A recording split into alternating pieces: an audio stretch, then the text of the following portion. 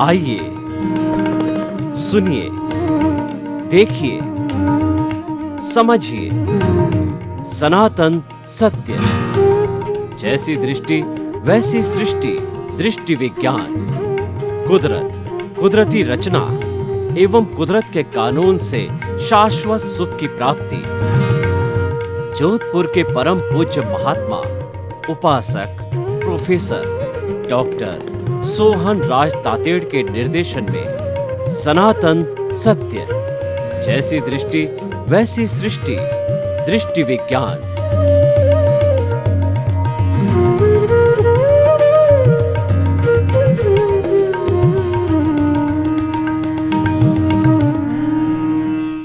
भाइयों और बहनों, मातृशक्ति को नमन।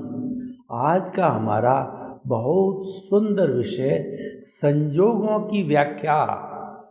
संजोग का अर्थ होता है ऐसे घटक जो मिलकर के हमारा कोई कार्य संपन्न कराते हैं। हम कोई भी आयोजन रखते हैं तो उस आयोजन के अनुसार आयोजक और श्रमिक और हमारा स्टेज और उस पर काम करने वाले जो भी, अगर हमने सेमिनार रखी है तो विद्वान गणों की उपस्थिति, माइक होना, डायस होना, हॉल होना, ऑडिएबल होना, ये सारी चीज़ें मिलकर के हमारी कॉन्फ्रेंस सेमिनार होती है।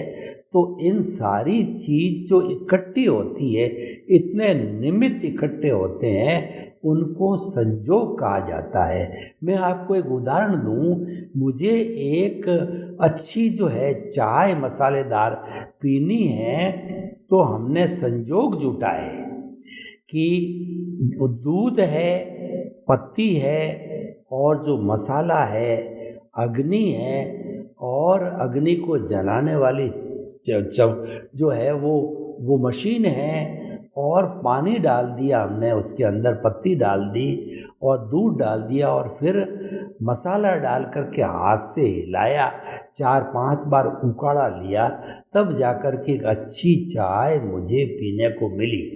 अब मैं कहता हूँ कि वो चाय मैंने बनाई, वो मिथ्या बात है, वह झूठ है, वो मिथ्या ज्ञान है। इसको अज्ञान कहते हैं। आपने अकेले ने कैसे बनाई?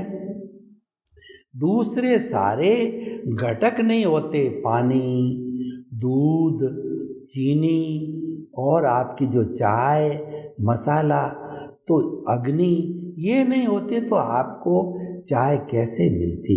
हम ये गलती कर बैठते हैं, यह काम मैंने किया।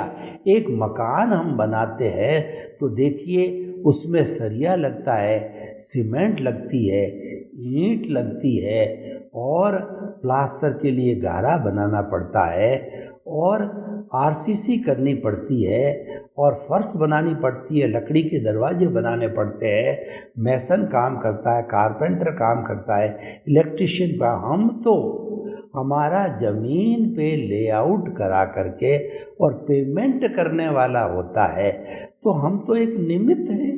और मैं कहता हूँ यह घर मैंने बनाया। आपने कैसे बनाया? इतने लोगों की टीम ने मिलकर के ये घर बनाया। तो मैं और मेरा भ्रांति है, मैं और मेरा जो है वो अज्ञान है। जब ये अज्ञान समाप्त होता है तब जाकर के हमारी संपूर्ण समाप्ति पर मुक्ति होती है। इस अज्ञान को विज्ञान के द्वारा समाप्त किया जाता है। विज्ञान को आर्ट ऑफ द विजन कहते हैं। हमको दृष्टि बदलनी पड़ती है, हमारी रॉन्ग बिलीफ को समाप्त करके राइट बिलीफ बनानी पड़ती है। उस रॉन्ग बिलीफ का सबसे पहला सूत्र है, उसकी जड़ ये है, आप अपने को और दुनिया के किसी भी जो व्यक्ति को कर्ता नहीं समझें। कर्ता तो व्यवस्थित शक्ति है, कर्ता तो कुदरत है, कर्ता तो साइंटिफिक सर्कमस्टेंशियल एविडेंसेज है, ये जड़ है। देखिए, कोई पौधे को पनपाना है तो जड़ का सिंचन करना पड़ेगा। अगर जड़ एलाइव है, जीवित है, मजबूत है, तो पत्ते पतझड़ में गिर जाएंगे तो भी आपने उसका सिंचन दिया तो पुनः जो है वो बसंत ऋतु में पत्ते वापस आ जाएंगे। यानी जड़ सुरक्षित है तो पौधा सुरक्षित है, और अगर मान लो नींव सुरक्षित है तो मकान सुरक्षित है। तो हमारा जो फंडामेंटल कि मैं निमित्त हूँ, यह भावना सुरक्षित है, ये हमारे आर्ट ऑफ द विजन के अंदर बैठ गया तो मान लीजिए आपको सम्यक ज्ञान मिलकर के, और धीरे धीरे ये सम्यक ज्ञान सम्यक दर्शन है, हमारा जो अज्ञान है कि शरीर मेरा है, शरीर का संचालक मैं हूँ, मिथ्या ज्ञान मिथ्या दर्शन और मोहनीय कर्म। मोहनीय कर्म क्या होता है कि हम बाहरी वस्तुएं, पद प्रतिष्ठा, धन दौलत और जो है मकान, स्त्री, भोजन, इन सब बाहरी चीज़ों में हम सुख जो है ढूंढते हैं, परंतु ये तो सुख का आभास है, सुख नहीं है। एक मृग होता है, उसकी कस्तूरी जो है कुंडल यानी उसकी नाभि में होती है, लेकिन उस कस्तूरी की सुगंध जो है इतनी मोहक होती है कि वह जो है हिरण इधर से उधर उधर से इधर दौड़ता है, ये कहाँ से आ रही है महक। जब कोई ज्ञानी पुरुष उसको बताते हैं ये तो तुम्हारी नाभि के अंदर है, तुम कहाँ बाहर ढूंढ रहे हो, ये मृग तृष्णा है। देखिए गर्मी का महीना है और हिरण प्यासा है, तो गर्मी के महीनों के अंदर रिफ्रैक्शन परावर्तन होने के कारण जो बालू मिट्टी होती है वह चमकती हुई दिखाई देती है, ऐसा लगता है कि वह पानी है। उस पानी की खोज में प्यासा हिरण भागता है, लेकिन उसके पास पहुंचता है तो देखता है वहाँ तो कुछ नहीं, वहाँ तो रेत ही रेत है। ये मृग तृष्णा यानी कि सुख को हम बाहर ढूंढते हैं, वो तो सुखाभास है, और लेकिन हमारे सुख का दरिया जो है, सुख का भंडार, सुख का धाम भीतर हमारी आत्मा में है। हमारी आत्मा के गुण हैं अनंत ज्ञान, अनंत दर्शन, अनंत शक्ति और अनंत सुख का धाम है। तो बाहर सुख ढूंढना है, ये मोहनीय कर्म है, और मैं और मेरा मोहनीय कर्म है। मेरा घर, मेरा परिवार, मेरा धन, मेरी दौलत, मेरे बाल, मेरे बच्चे, ऑनरशिप डूअरशिप जो है वो मोहनीय कर्म है। और ऑनरशिप डूअरशिप होने से ब्लेम और क्लेम बनते हैं। ये जो मेन जड़ है वो मोहनीय कर्म है। इसीलिए मोहनीय कर्म को राजा कहा गया है, सेनापति कहा गया है। किसी सेना के राजा को या सेनापति को मार दिया जाता है या बंधक बना दिया जाता है तो वह जो है छिन्न भिन्न हो जाती है सेना, क्योंकि सेनापति मर गया, राजा बन गया। तो मोहनीय कर्म जब समाप्त होता है, सबसे पहले ज्ञानावर्णीय, दर्शनावर्णीय, मोहनीय और अंतराय चार घाती कर्म है जो आत्मा की घात करते हैं। सबसे पहले मोहनीय कर्म की घात करनी पड़ती, संपूर्ण मोहनीय कर्म नाश होता है, तब 12वां गुण स्थान आता है और वह होता है क्षीण मोह। क्षीण मोह यानी मोहनीय कर्म संपूर्ण समाप्त हो जाता है। उसके बाद के अंदर हमारा ज्ञानावर्णीय, दर्शनावर्णीयम को समाप्त होने में केवल अंतर्मूर्ति लगता है। यानी कि मोहनीय कर्म पर चोट करो। मोहनीय कर्म पर चोट कैसे करें कि मोहनीय कर्म पर चोट लगाने वाले ज्ञानी पुरुष होते हैं, सद्गुरु होते हैं, उनकी शरण में जाइए। गुरु बिना ज्ञान नहीं है, इसीलिए कहा गया है कि गुरु गोविंद दाऊ खड़े और काके लागू पाए, बलिहारी गुरु आपनी और गोविंद दियो बताए। आप ऐसे सद्गुरु की चरण में जाइए, ज्ञानी पुरुष की चरण में जाइए, और वो चरण कब मिलेगा? जबकि आपका उदय और प्रारब्ध अनुकूल होगा, संजोग अनुकूल होंगे, तब जाकर के हमारा पुण्योदय होगा, हमको हमारी प्रबल इच्छा होगी, हमारा इंटरेस्ट होगा, हमारा इंटेंशन होगा और हमारा पिछले जन्म का ज्ञान दर्शन, वर्तमान का ज्ञान दर्शन और हमारा अंतःकरण, मन बुद्धि चित्त अहंकार, ये उर्वरा भूमि जब तैयार हो जाएगी, गुरु मिल जाएगा, तब गुरु जो है उसमें बीज वपन करेगा और बीज वपन ऐसा करेगा कि उसका जो जड़ है, जो मोहनीय कर्म है, उसको हमें समूल नाश करना पड़ेगा। कर्म रूपी जो है हमारा ये पौधा है, उसको समाप्त करना पड़ेगा। अगर हम जड़ को उखाड़ देंगे, पौधा स्वतः ही समाप्त हो जाएगा। तो भाइयों और बहनों, ये सारा होने के लिए क्या आवश्यक है, उस पर हम दृष्टिपात करते हैं। ये सारा होने के लिए, मोक्ष में जाने के लिए, मोक्ष के लायक और सहायक संजोग मिलते हैं।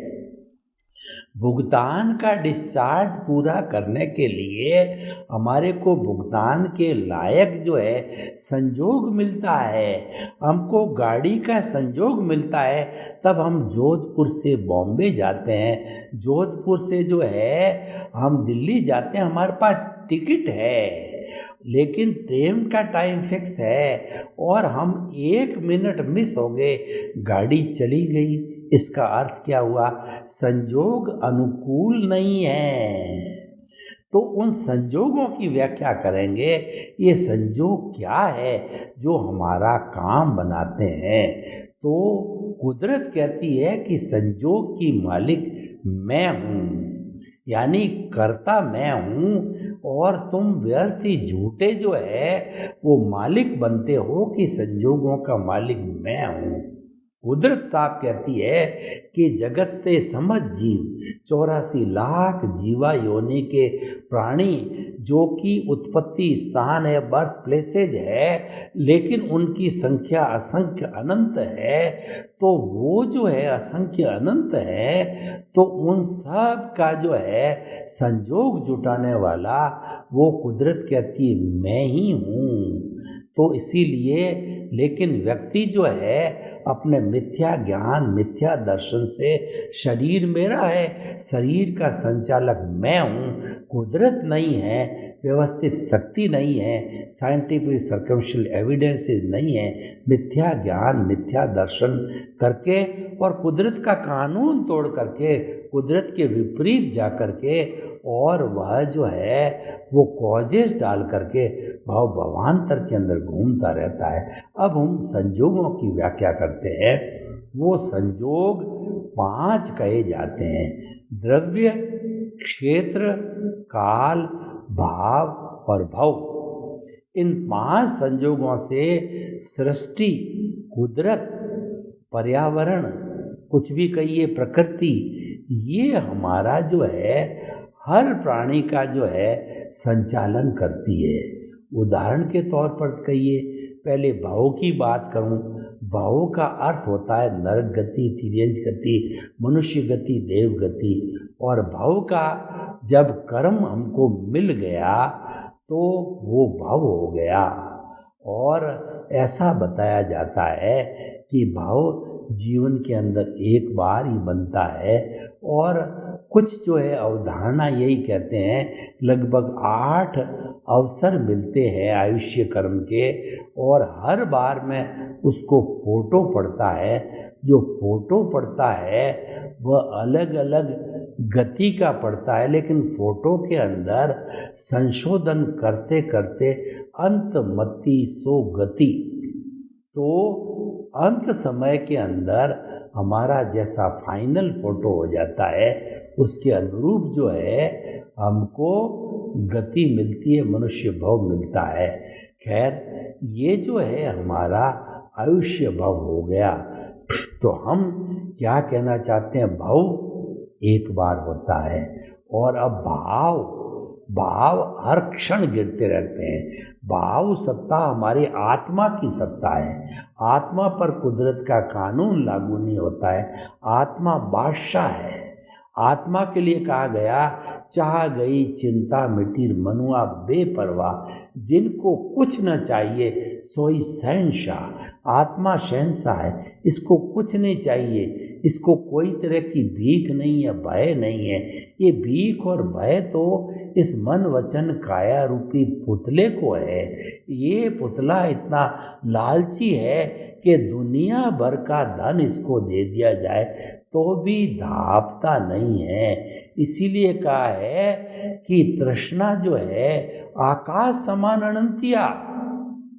एक मनुष्य की तृष्णा को ये प्रकृति सेटिस्फाई नहीं कर सकती। इतना बड़ा तृष्णा का पेट है, लेकिन ये कुदरत कहती है कि मैं 84 लाख जीवा योनि के असंख्य अनंत प्राणियों का जीवन यापन मेरे पृथ्वी जल अग्नि वायु आकाश 5 पुत्र पुत्रियों के द्वारा, घटकों के द्वारा सब का जो मैं भरण पोषण कर सकती हूँ, लेकिन तृष्णा एक व्यक्ति की भी पूर्ति नहीं कर सकती हूँ।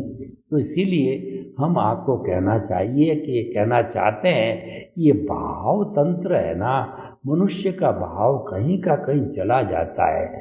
लेकिन जो व्यक्ति ज्ञान दर्शन यानी आत्मार्थी होते हैं, ज्ञान दर्शन की कभी बात करें तो समझना चाहिए ये आत्मा का गुण है। ज्ञान प्लस दर्शन इज इक्वल टू आत्मा। उपयोग लक्षणों जीव, आत्मा का जो लक्षण है वह उपयोग। ये उपयोग का मतलब ज्ञान दर्शन वाला। आत्मा को सच्चिदानंद कहा गया है। सत का मतलब अविनाशी है, चित्त का मतलब ये ज्ञान दर्शन वाला है, और आनंद इसका लक्षण है। यानी आत्मा जो है वो अनंत सुख का धाम है, उसमें आनंद ही आनंद है। वो आनंद प्राप्ति जिसको हम कहते हैं शाश्वत सुख, वो प्राप्ति होने के बाद में जीवन में कभी दुख आता ही नहीं है। और हमारा जो वर्तमान का जीवन है, इसमें हम सुख और दुख के पलड़े में झूलते रहते हैं। कभी सुख का पलड़ा नीचे, कभी दुख का पलड़ा नीचे। तो इस तरीके से ये पलड़े में झूलते झूलते सुख दुख जन्म जन्मांतर के अंदर हम ये करते रहते हैं। लेकिन जब हम एक बार शाश्वत सुख को प्राप्त कर लेते हैं, उसके बाद हम भाव भ्रमण नहीं करते और हम जो है सिद्ध शिला के अंदर ईश्वर बन करके और सुख के धाम में विराजमान हो जाते हैं। वहाँ केवल आनंद ही आनंद है, पुनः संसार में भ्रमण करने को नहीं आना होता है। इसीलिए कहा गया है कि ये कार्यक्रम हमारा सनातन सत्य है। सनातन सत्य का अर्थ होता है कि अल्टीमेट ट्रुथ, सार्वभौम सत्य, ultimate reality of the universe. ये हमारा दृष्टि विज्ञान ब्रह्मांड के समस्त रहस्यों को उजागर करता है और जीवन जीने की नई दृष्टि देता है। उसका नाम दृष्टि विज्ञान है, उसका नाम आर्ट ऑफ द विजन है। आपकी रॉन्ग बिलीफ को समाप्त करके आपकी राइट बिलीफ क्रिएट की जाती है। राइट बिलीफ ये है कि मन वचन काया से मुक्त, ऐसा मैं शुद्ध आत्मा हूँ, मैं शुद्ध आत्मा हूँ, ये राइट बिलीव है। और ये मन वचन काया मेरा भुगतान है, ये कुदरत के अधीन है। इसका नियंत्रण दूसरे के कुदरत के हाथ में है, लेकिन मेरी शुद्ध आत्मा का नियंत्रण मेरे हाथ में है। तो उसकी जो पुत्री भाव सत्ता बाहर निकल के, जिसको प्रज्ञा कहते हैं, तो आत्मा का स्मरण होने पर, आत्मा का ज्ञान होने पर जब ये प्रज्ञा बाहर आती है भाव सत्ता के रूप में, तब हमारे को वह अज्ञा में नहीं जाने देती। ये सब संजोगों के अधीन होता है। तो हम संजोगों की व्याख्या कर रहे थे कि भाव यानी जैसा हमारी भाव सत्ता है, वैसा वो जो है हमारा भाव डालती है। यानी कि भाव 3 तरह के होते हैं, अशुभ भाव, शुभ भाव और शुद्ध भाव। अशुभ भाव होते हैं वो हिंसा के भाव होते हैं, जिसको हम कहते हैं कृष्ण नील और कापोत लेश्या कहा जाता है।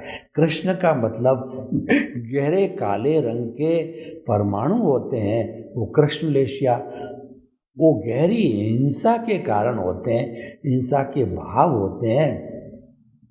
और नील लेस्या जो है उससे थोड़ी हल्की होती है, नीले कलर की होती है। वह हिंसा झूठ कपट और झूठा माप तोल की होती है। और तीसरी कापोत लेस्या जो उससे थोड़ी लाइट होती है, वह नेगेटिव थॉट्स है, छोटी मोटी हिंसा की बातें होती है, 18 तरह के पापों की बात होती है। अशुभ भाव, अशुभ भाव से हमारे को पाप की जीवन मिलता है। और पाप का जीवन मतलब झुग्गी झोंपड़ी। झुग्गी झोंपड़ी का अर्थ होता है रहने को पर्याप्त स्थान नहीं, आपस में कलह होता है, पैसे की कमी होती है, और बरसात के समय में ऊपर से पानी टपकता है। जितने मेंबर होते हैं सोने को पर्याप्त जगह नहीं होती, 2 जून का भोजन नहीं मिलता, बीमारी होती, कलह होती है। ये हमारा पापोदय कहलाता है। और उसके बाद के अंदर जो है हमारे संजोग के अनुसार जो है पुण्योदय भी होता है। तो हम अगर शुभ भाव डालते हैं, मन वचन काया की शुभ प्रवृत्ति धर्म की प्रवृत्ति कहलाती है। और धर्म की प्रवृत्ति से हमारे को पुण्य का अर्जन होता है। यह पुण्य हमको अच्छी गति में भेजता है, दुर्गति में पाप भेजता है, नरक और तिर्यंच में। लेकिन हमारा पुण्य है वो देव गति और मनुष्य गति में भेजता है। लेकिन भाइयों और बहनों, देव गति मनुष्य गति भी संसार है। ये चारों गतियाँ संसार है। एक तो बुरा संसार है और एक अच्छा संसार है। अब तीसरे मैं भावों की बात करूं, वो शुद्ध भाव होते हैं। शुद्ध भाव का अर्थ होता है आपके अस्तित्व के इर्द गिर्द, आपके प्रभु के इर्द गिर्द, आपकी आत्मा के इर्द गिर्द, आपके भीतर विराजमान परमपिता परमेश्वर के इर्द गिर्द रहना, उसकी भजना करना, उसकी बात करना, उससे वार्तालाप करना, उसको रिझाना और उसके नाम की माला फेर करके, जैसे कि एक भक्त भगवान को समर्पित हो जाता है, आप अपनी आत्मा को समर्पित हो जाओ। ये भक्ति मार्ग है। उससे जो है पुण्य कैसा मिलता है, मोक्ष के लायक और सहायक मिलता है। ऐसी स्थिति में कॉजेज गिरना बंद हो जाते हैं। और कॉजेज गिरना बंद होते हैं तो कुछ ही भावों में आपको मुक्ति मिल जाती है।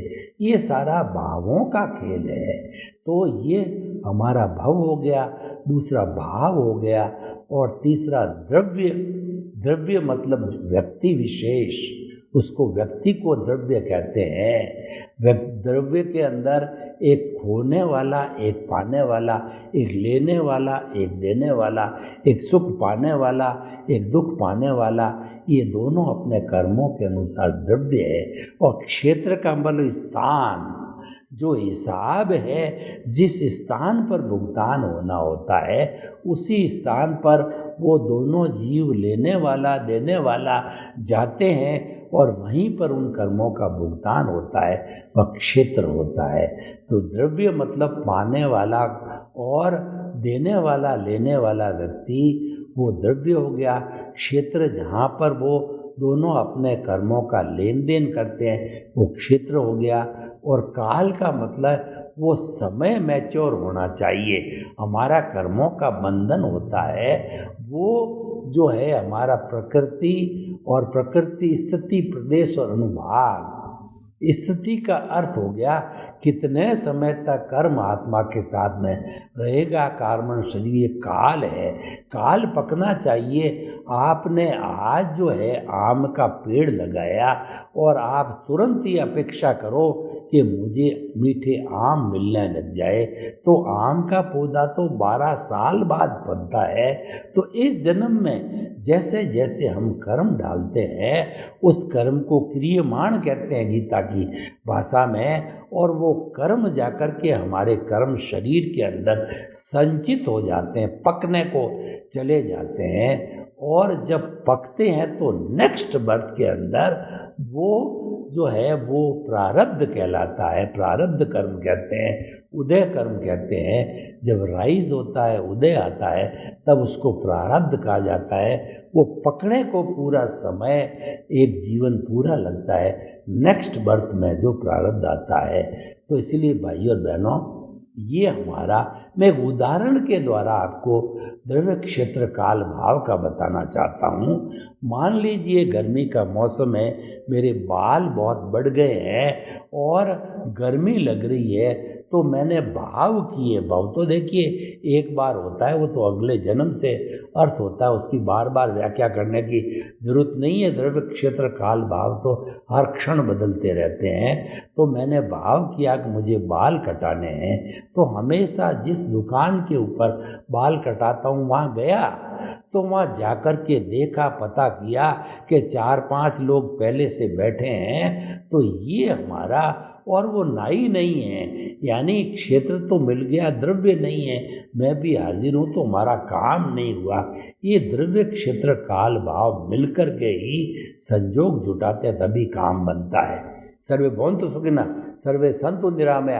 लोग के जीवों को सुख मिले, शांति मिले, आनंद मिले, प्रेम मिले, सौहार्द मिले, और हम सभी जो है आपस में हिल मिल करके एक स्वर्ग की स्थापना करें। आपके प्रति मंगल भावना। ओम शांति।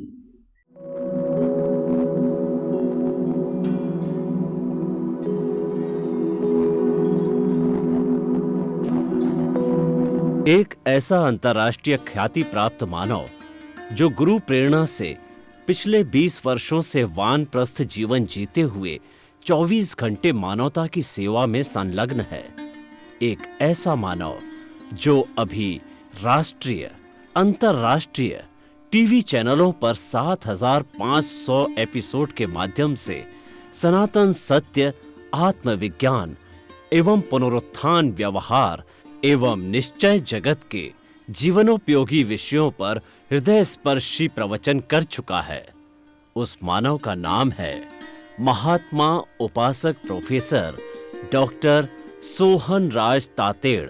प्रोफेसर तातेड़ द्वारा योग, दर्शन, शिक्षा विषयों पर रचित पीएचडी स्तर के 250 शोध ग्रंथ भारत के 100 प्रतिष्ठित विश्वविद्यालयों में शोधार्थी पढ़ रहे हैं, तथा वे सभी शोध ग्रंथ वहां की सेंट्रल लाइब्रेरियों में उपलब्ध हैं। महात्मा सोहन राज ने अभी तक हजारों स्कूलों, कॉलेजों, विश्वविद्यालयों एवं संस्थाओं में सेमिनार, वर्कशॉप, कैंप लगाकर लाखों विद्यार्थियों को योग, दर्शन, शिक्षा का प्रशिक्षण देकर उन्हें सुसंस्कारित किया। डॉक्टर तातेड़ ने भारतीय संस्कृति उत्थान के 4000 से अधिक समसामयिक विषयों पर आर्टिकल लिखकर ऑनलाइन जर्नल, पत्रिकाओं, वेबसाइट्स पर प्रकाशित किया, जिसका उपयोग लाखों पाठक कर रहे हैं। उपासक तातेड़ के 5000 से अधिक आज का सुविचार, आज का शुभ संदेश, आज का मंगल भावना योग आदि चिंतन websites, Twitter, blogger, Facebook, YouTube माध्यमों से लाखों लोग अपना जीवन निर्माण कर रहे हैं। मानवता के मसीहा ऐसे महामानव महात्मा सोहन राज तातेड़ के प्रोफाइल को अभी तक विश्व के 20 लाख दर्शक यूट्यूब पर, 12 लाख गूगल पर एवं लाखों दर्शक फेसबुक, ब्लॉगर, ट्विटर और इंस्टाग्राम पर देख चुके हैं।